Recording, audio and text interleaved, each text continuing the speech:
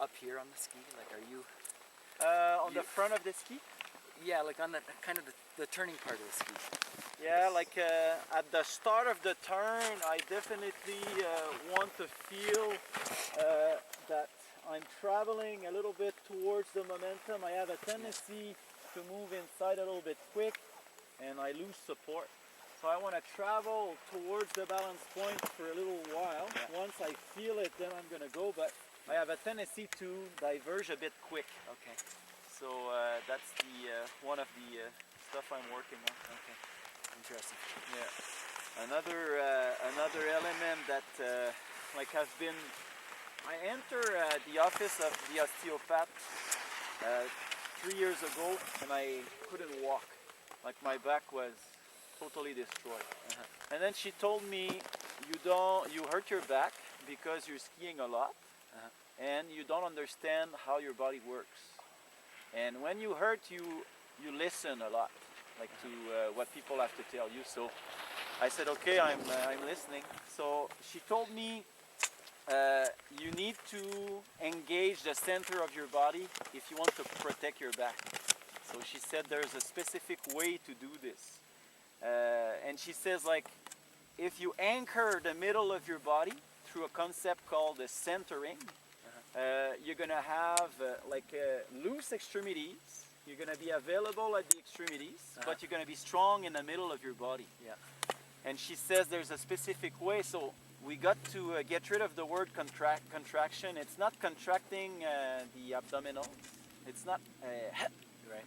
So what you do is you hold a fart and you bring the belly in towards your spine.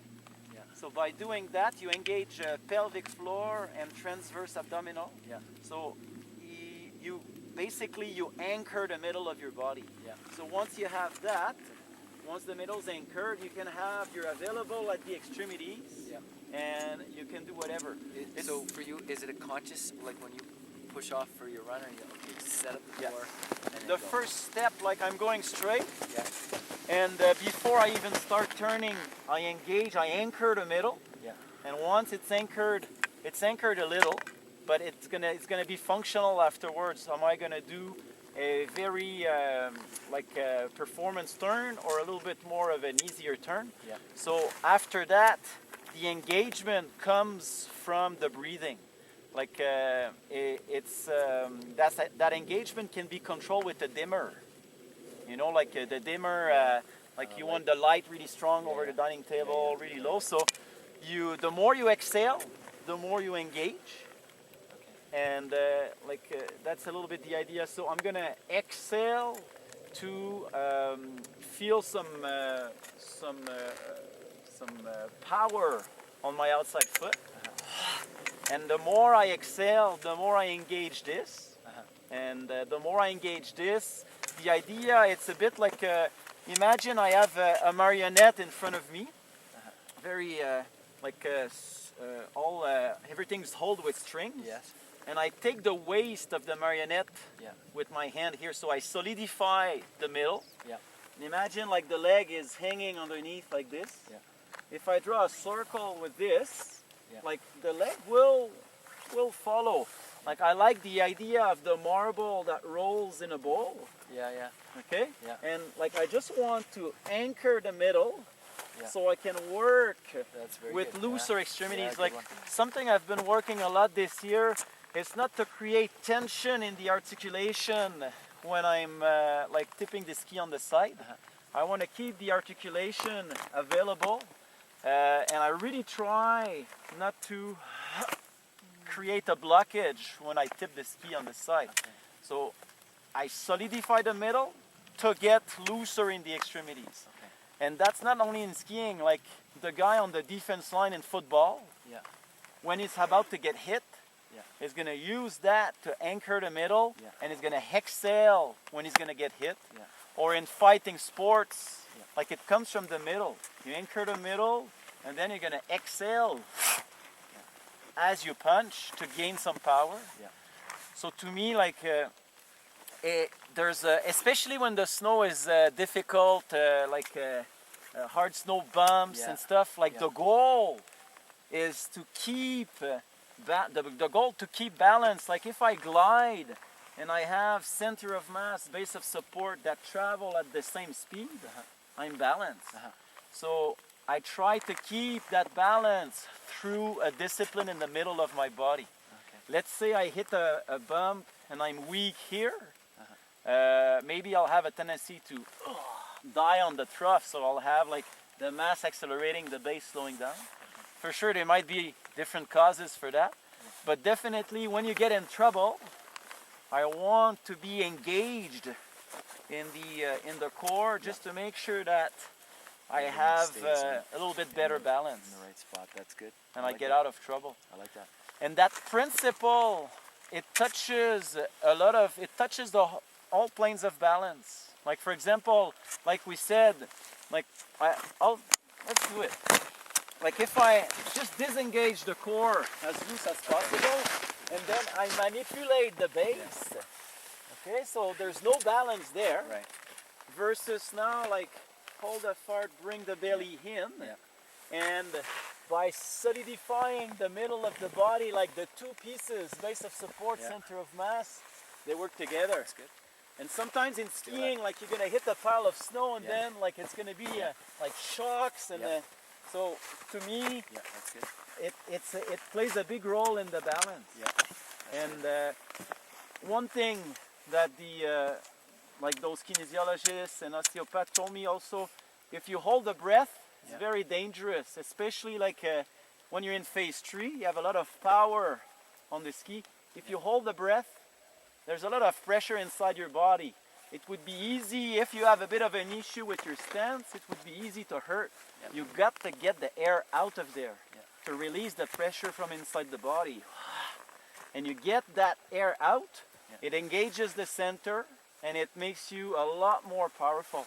I even I don't go too deep with like lower end skier with that, but even a beginner, just telling him to feel the right foot and exhale at the same time will produce a lot smoother movements than trying to hold the breath and like balance on the thing and having a lot of tension. So I've had a lot of success with this. And at the lower end level, just exhaling as you steer engages the center of your body and helps a lot. It helps like 4.5, yes. It can help your vertical balance too. Like for example, on the vertical plane, I try to be in suspension versus in compression. So the idea, I solicitate the middle of the body in order to keep my structure, versus if this is disengaged and I press on your shoulder, like there's nothing there.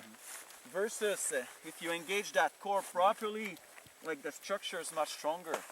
I still have the suspension in the leg, but the strength is in the middle of the body. That's the idea. So it touches lateral balance too. Like on the lateral plane, if I'm weak here, I'll have a tendency to tip in. Versus stronger here, I'm going to be able like to free fall the lower body, but by keeping an engagement here, I maximize the balance on the outside ski. And finally, it helps the rotary balance. Like if I apply a steering effort without engaging the middle, I'm rotating. Versus engage the middle, I'll be able to work a little bit more with separation. So I played a lot with this. I try to keep it simple. I don't want the people to become too internal and get inside their body and thinking about those details.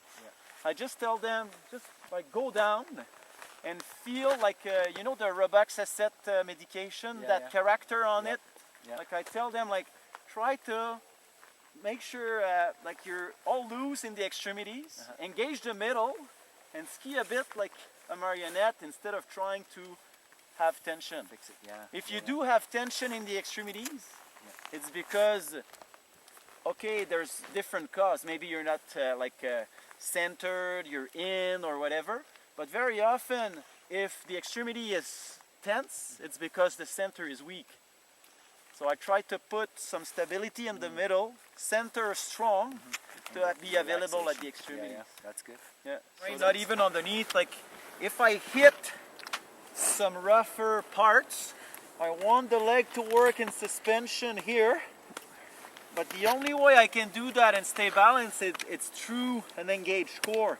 If what I don't want is to hit all those little bumps and do like if the suspension's too tight, it's gonna affect the quality of the steering. But if I have the legs working in suspension underneath an engaged core, I can power the steering as the suspension's active. So it's the name, like I think Richie Berger is a guy who's doing that really well. Like he can manage to power the steering, but he can manage this plane at the same time, which I don't see a lot of guys do. It's quite impressive. Yeah.